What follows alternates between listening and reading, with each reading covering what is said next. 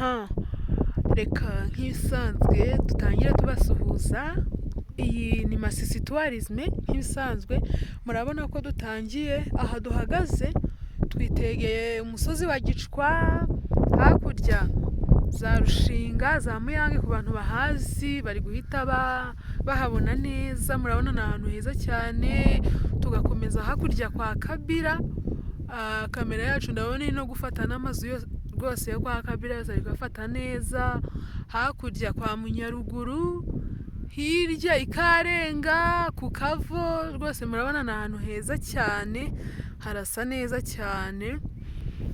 Nk'ibisanzwe rero tuje mu kiganiro, tuje gutembera ibyiza by'iwacu i Masisi, ngo turebe icyo turusha abantu bari i mahanga batari i Masisi. Murabona turi kumwe n'inka mu gikuyu ziri kurisha. Ubungubu ndabasuhuje rero, njyewe uri kuvugana namwe nitwa Masisi Tourism. Ubu turi saa sita n'iminota 25. Ntago ndi njyenyine rero, ndi kumwe n'abatumirwa, abakobwa beza cyane muri East Africa. Namwe murabibona ntago ari ugukabya, ahubwo abakobwa ni beza pe. Reka rero nk'isanzwe babibwire, ariko mbibutsa kujya kuri channel ya Masisi Tourism mugakora subscribe, share, like na comment. Ni umugisha kuri twebwe. Mujye mutwereka ko mudukurikiye kugira ngo tubone uko tubaha amateka y'iwacu. Twatangira timukabure icyo muduha tugeze imbere yanyu. Murakoze. Reka rero ntangirane n'umukobwa uri iburyo bwanjye atangire abibwira. Murakoze. Amazina yanjye nitwa Mwiza Gentille, ariko nabishaka wanyita Masisi Tourism. Wow. Ngaha i Masisi iwacu, iwabo w'imfura, iwabo w'abeza, heza, hagendwa, hasa neza, hakundwa. Muzaze i Masisi dusangire ibyiza byaho. Murakoze. Wow. N'ibumoso bwanjye hari undi mukobwa mwiza, icyo nabashije kubona nta hantu muzi ariko aseka neza. Nawe niyibwira abantu bamukurikiye. Murakoze. Amazina yanjye nitwa Umubyeyi Janine, ariko nanjye ushaka wanyita Masisi Tourism. Yose nayanjye ndayitaba ntacyo bitwaye. Wow. Ni Masisi heza, niho nkomoka, niho ababyeyi banjye bakomoka, niho n'abasogokuru bakomotse, niho n'abana abazadukomokaho nabo bazitirirwa Masisi. Ibyiza by'Imasisi rero ni iki? Kabara ry'iminsi kureba Masisi. Murabyumva ati nitwa Umwiza Gentille, nitwa Umubyeyi Janine, ariko unabishatse wanyitirira Masisi kuko niho nkomoka, niho iwacu. Igisekuru cyanjye ni icy'Imasisi. Gentille, reka dutangire. Ese iyo wumvishe ijambo Masisi warisobanura gute abantu bagukurikiye? Reka nicare neza. Ngiye ku ruhare rwanjye n'abankurikiye, wenda kanihereho. Njyewe Masisi iyo numvise babimbwira, cyangwa se iyo umuntu akomoje ku jambo Masisi, urambajije ngo niyumva gute, bitewe n'uko njyewe mba numva umutima wanjye usheje unishimye kuba ndi umunyamasisi, akaba no mu nzozi zanjye no mu ntekerezo zanjye, usibye kubona komotse kubera ko bo ari kavukire yabo, n'abazankomokaho bazaba ari abanyamasisi, n'inshuti zanjye zizaba ari inyamasisi, mba numva umutima wanjye nishimye cyane, kubera ko Masisi ni heza. Iyo nicaye nk'ubu ngubu nkabona ziriya nka zishamye kuriya, nkabona abantu babanjura amata bataguze, nkabona abantu bishimye cyane, umutekano bagenda bumva nta kibazo, nta mpungabana ngo barabatangira mu nzira barabagirira nabi, mba numva nishimye. Mbese muri make, ntaguciye mu ijambo, ukira ngaho ku bijyanye n'umutekano, hari abantu benshi ndetse batari bake bakitinya, sinzi ukuntu nabivuga, ariko nyine bacyumva nko kuza muri Kongo umuntu abaje gupfa, ngo ku bintu bijyanye n'umutekano, nta mutekano uba muri Congo. Ni wadufasha gusobanura uwo mutekano uko uwubona, uko wawusanze, bimeze bite? urakoze cyane, reka tubamare impumu, siko bavuga, reka tubamare impumu kuri njye nuko nabibonye nuko meze. Ubishoboye wumva afite imbaraga nta kibazo mu mutwe biri bumutere, wahera isaa 12 za nijoro ugenda ukazageza ejo. Muri Congo nta kibazo, aho wagenda hose hari umutekano, hameze neza cyane. Mbese muri make ngiye ku ruhare rwanjye mfite ubushobozi, Masisi nayigororera. Mbese ubamaze impungenge, nibaze amahoro araganje i Masisi. Nibashaka bazatubwire, niba inashoboka tujye no kubakira, aho twegereye tuzabazana n'amaboko yacu. Ariko i Masisi hameze neza, ntimukitinye ngo mwumve ngo mufite impagarara. Dore nk'ubu ngubu twakoreye ikiganiro aha bahita mu Gicwa. Dore turi mu Gicwa, ariko hari abantu batinya ngo mu Gicwa ngo ntibahagera, ngo umutekano ngo ni muke, ngo bakugiriye nabi mu nzira.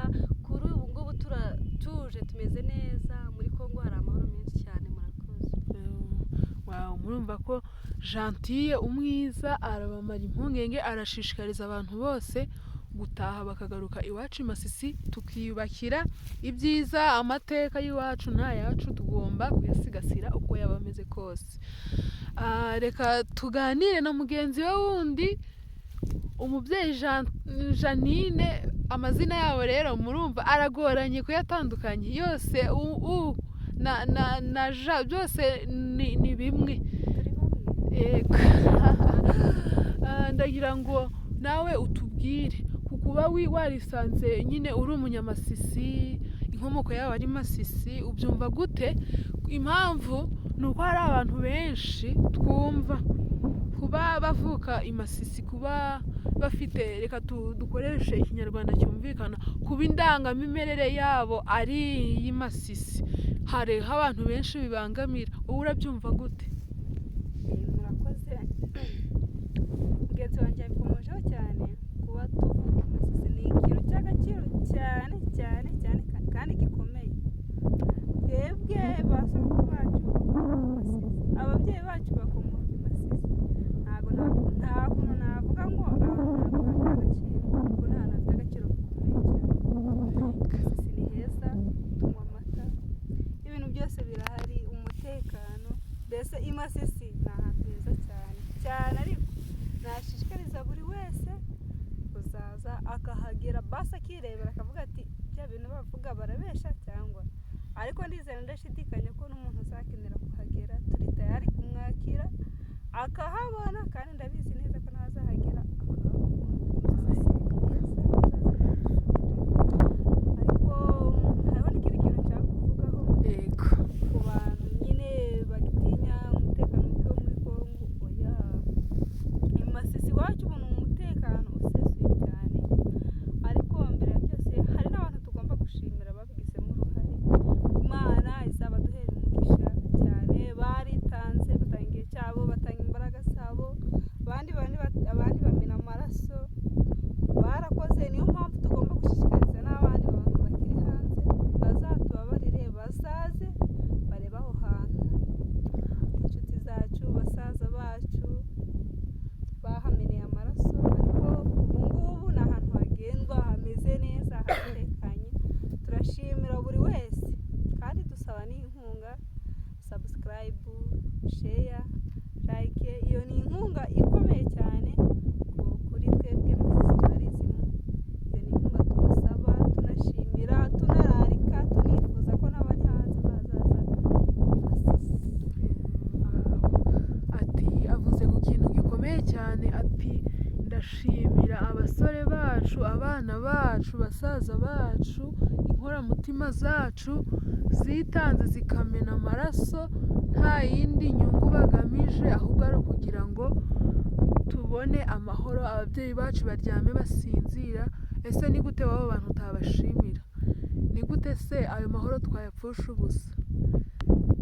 Rwose abantu mwese muri burebe kino kiganiro ndabararikira mujye mbere y'ibindi byose mujye muha agaciro amaraso yamenekeye aha hantu kugira ngo tube dufite aya mahoro ubu ngubu.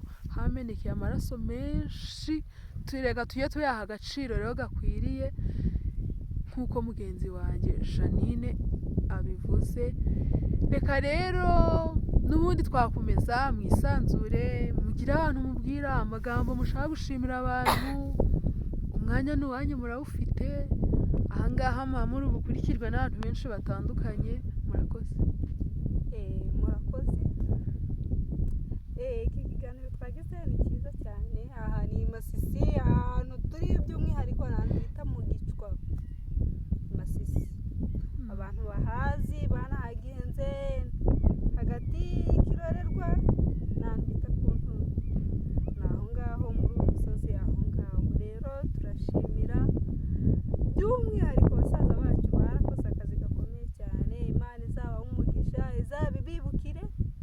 Tubasabiye umugisha ku Mana, ariko tunasaba abantu bakiri hanze y'igihugu, tubashishikariza kuzaza bakareba iwacu i Masisi no kuhasura. Abantu benshi bagiye kubw'impamvu zitandukanye, umutekano muke, ariko ubu ngubu umutekano urahagije, urasesuye, urahari. Rero turashimira mwe mwese mudukurikira, mudushigikira, mudushimisha. Natwe tugomba kubaha ibyiza bitewe n'ukuntu mudukurikira. Ikintu tubasabye ni inkunga, ariko tunashishikariza cyane cyane abantu bakiri hanze gutaha.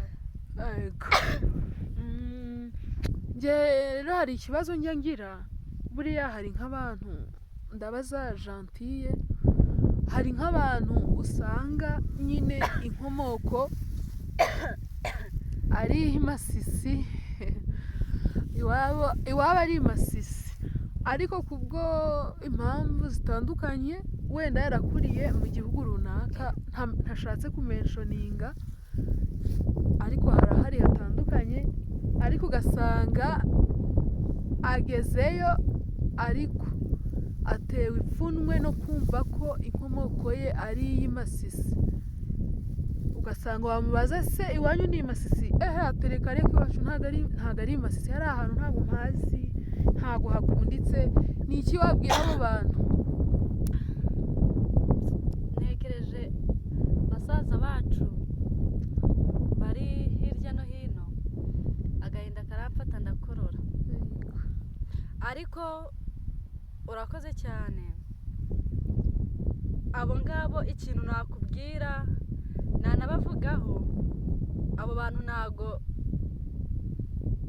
mu rundi rurimi nakavuze, reka mbivuge gutya, abo bantu ntago bari proud y'igihugu cyabo. Impamvu nta nubwo nanavuga ngo abo bantu mu buzima bwabo no mu mitekerereze yabo bigeze bumva i Masisi yabarimo, kubera ko uramutse uri umunyamasisi uzi ibyiza byaho. Impamvu ndi gukunda kuvuga ibi bintu, sari munyihanganire abantu bari kunyumva, Masisi yaranshimishije cyane, naranyuzwe cyane. Impamvu abo bantu bavuga uko nguko, bakavuga ko uramutse wabaje ko bari i Masisi wanarwana nabo, ntago bigeze bumva habashimishije. Ni nkaho navuga ngo nta cyiza bahaboneye, si uko icyiza kitari gihari, ahubwo ni uko batashatse kukibona, batashatse no kukimenya. Niyo mpamvu navuga uko nguko. Gusa nkomoje ku giti cyanjye n'abandi na bagenzi banjye turi kumwe aha ngaha, kuri uruhare rwacu twaje twavuga ko Masisi ari nziza, ariko umuntu uzi ko wavukiye i Masisi, ukaba uzi ko wahakuriye, ukahava umaze guca akenge, uzi ko uri umunyamasisi, nakagusabye ku ruhare rwanjye, unahari uri no kunyumva, byibuze ujye ugerageza uvuge ko ari heza, bitewe n'uko ari heza nyine hanakunditse. Kubera ko impamvu utavuga ko ari heza hatanagushimishije ni uko utigeze uba proud yaho. Ariko Masisi icyo nababwira abo bantu, byibuze bazagerageze ibyo byiza abo bababwira ko batabonayo, kandi natwe tukababwira ko bihari. Uwo nguwo ukeneye kubaza amakuru ya Masisi akaba yagira n'uwanabaza akamubwira ko Masisi hatari heza, byibuze azahigerere yibonera ibyiza byaho, yumve ko wenda ibyo bavuga n'ibyo abona n'ibyo yumva ariko kure. Abo bantu rero batavuga ko Masisi ari heza, banakubwira ko batigeze banavukira, icyo ihakana inkomoko y'iwacu. Uwo muntu wihakana inkomoko rero icyo nakubwira ntago yigeze yumva ari proud yawe. Ariko nkanjye ubimbajije nk'ubu wamubwira iki? Uwo muntu byibuze se arahari, ari kutureba aha ku kiganiro? Ntago yabura uko byagenda kose. Iwacu ni heza rero nicyo namubwira. Atahe akunda iwabo. Uwo muntu uri kumubaza ngo Masisi ni heza akamuhakanira, kuri iyi nshuro ndamuvugiye ni heza cyane, aze kumusubiza. Ni heza, hameze neza, haragendwa, murabona n'akazuba ni kenshi, Masisi tumeze neza, uwashaka yahakunda. Reka dusoze twanzike iradutya duti mbashimire mwakoze kuza kudusura, namwe mudukurikiye mukomeza kutwereka ko mudukunda, reka tubashimire. Nimwe bafatanyabikorwa bakuru dufite, kuko tugiye dushyiraho ibiganiro ntimubirebe nta kuraje twabona yo gushyiraho ikindi, ahubwo impamvu tugira imbaraga n'umuhati ni uko mutugaragariza ko mudukunda. Reka rero nsoze mbashimira, mwakoze cyane, ariko ntabwo twasoza mutagize ubutumwa mugenera abantu mukunda. Ntago mbazi ariko ndi kubareba nkabona hari abantu mushaka gusigira message. Yego. Murakoze, twagize ikiganiro cyiza, twaganiriye ahantu twari turi twisanzuye, amata, ibintu byiza byose Masisi birahari. Ubutumwa nifuza gusigira abantu ni abantu bakurikira, abantu bari hanze, mu bihugu byo hanze, ndabashishikariza cyane cyane kuzaza, abahaheruka kera abana, ababyeyi, nibura bazaze nyine basure, ni abantu beza cyane, bongere biyibutse gakondo y'iwabo. Kandi ndasigira n'abandi bantu ubutumwa buvuga ngo ingabo M23 Tere za Sarambwe ahantu ziri hose, ahantu bari hose, Imana izabaduhera umugisha, bakoze akazi gakomeye, turabubaha kandi turabakunda, Imana izabahe imigisha. Arakoze cyane mugenzi wanjye. Ngewe nshimiye nkavuga ngo ngiye gushimira, ndahera hangeze ahangaha nazarinda mpfa, kubera ko mba numva imbamutima zanjye nta bintu byinshi byo kuvuga kubera ko nanyuzwe cyane, ariko nashaka kubwira buri muntu wese uzi ko ari Ntare ya Sarambwe uri bumbone ahangaha ku kiganiro, haba usibye n'ahangaha uzambona mu nzira akabona aratambutse nawe aratambutse, ajya avuga ati ko biri mfite umuntu nkunda, ajya atekereza ko mukunda. Kuri iyi nshuro navuga ngo ntago kuva icyama kigitangira kera, ntago mbizi nabaga ntarabaho, kugeza kuri iyi nshuro nabaga ahangaha, haba ku mutekano muke, tugenda tugaruka, ariko kugeza kuri iyi nshuro umuntu wese wagize uruhare agatanga imbaraga ze, agatanga amaraso ye, agatanga n'intekerezo ze n'inama ziba zikenewe, akaba ngejeje kuri iyi saha nicaye ahangaha ndi kuvuga, wese namubwira ngo ndamukunda cyane, tutibagiwe mukuru wacu, muzehe wacu Makenga, nawe turamukunda, n'abandi bavugizi be benshi tutabasha kuvuga amazina, ariko ku mitima yacu barahari, turabakunda cyane. Mujye mutekereza ko byibuze niyo mwamunicaye, mujye mutekereza muvuge ngo hari abantu badukunda, batwifuriza ibyiza, uko bagiye kuryama badusengera, uko babyutse badusengera,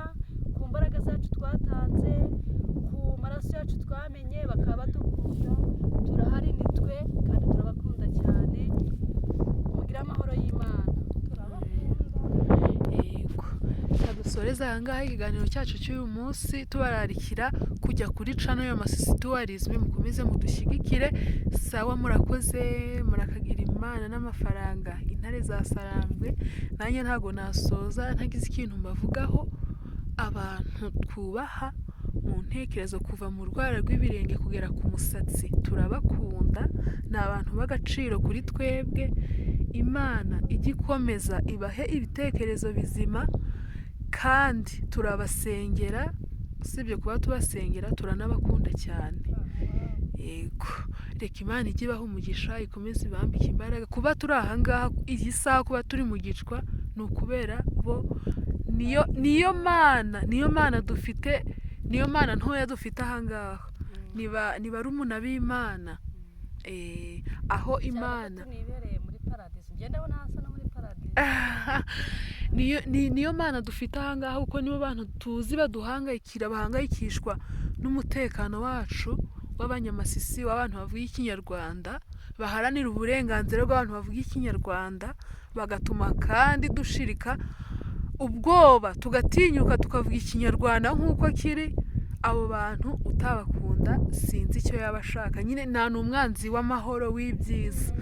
Yego, reka rero dusoze tubashimira, mwakoze namwe kwitabira ikiganiro cyacu, muzagaruke naho ubutaha.